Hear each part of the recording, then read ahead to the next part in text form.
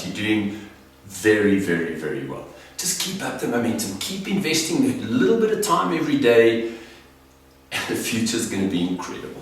Awesome. Okay, so now what we're going to look at is we're looking at personalizing your message. We're going to look at a few statistics. Like, first of all, we want to look at Experian Marketing Services in 2015 showed that by personalizing emails, it delivers 6 times higher transaction rates. In other words, people engage, people open your email, and more importantly, they love what they see and they click through to show interest, to show just how important what they've read is, that it's definitely something of value to them. So when I talk about personalizing, remember there's 2 elements to personalization. The first one is you've got to put the person's name in the heading. Secondly, the heading must relate to something very important, something of value, a challenge, a better solution, or something that the customer finds valuable. When that happens, the person's name and you've got something of value to them, now they're going to click through. In other words, open the email. So they're going to open the email, which means they're going to now start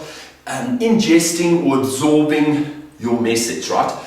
Remember, the next part of personalization is in that first paragraph, you must include the person's name, and it's got to relate not to your features. It's got to talk about very quickly. It's got to catch their attention, and it's got to show them what's in it for them. In other words, so what?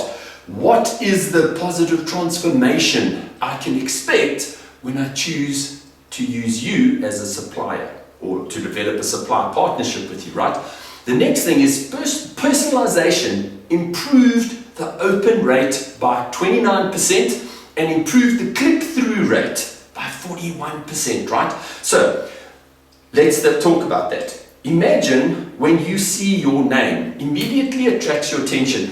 Next, you see something that is relevant, something pertinent to what's going on in your circumstances right now. You're going to open the mail. Then you're going to read that first paragraph. That first paragraph is going to again have your name, the most important word in the English language, and it's going to talk about transformation. It's going to talk in terms of what's important to you. So that then is going to get people to read your mail, which is important. So it's created awareness. And really importantly, remember, now you've engaged with the customer to the point. Remember, your early emails must never have links in them because it goes into spam. And also, nobody will ever open something if they don't know who it's coming from. So I'm talking about emails now where you've started the conversation, you've started the engagement, you've included a link.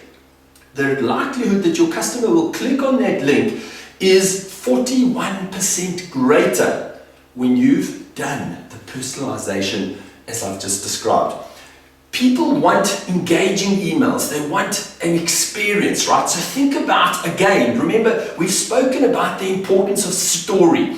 You want to not have loads of bullet point facts, features. You want to have a story, because remember, you want a story, an emotive story, because people buy. Don't care how expensive the item is that they're buying.